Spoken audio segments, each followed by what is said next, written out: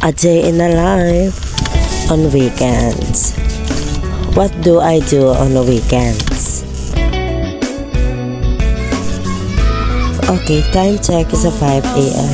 So, ayan nga, nagbiligbit muna ako ng aking mga higaan bago ko kumilos. Yan.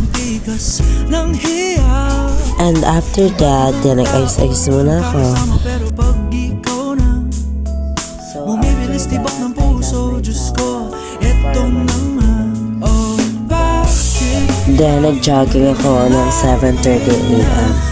After ko mag-jogging, ay nag-study ako at gumawa ako ng aking mga assignments. Then, after that, so 9 a.m., nagtupi-tupi ako para makatulong ako sa aking magulang para hindi na sila mahirapan pa magtupi.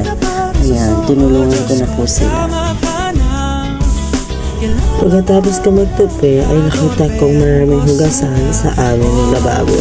So hinugasan ko na siya. Ayan. Sa mga gawaing bahay talaga ako mahilig.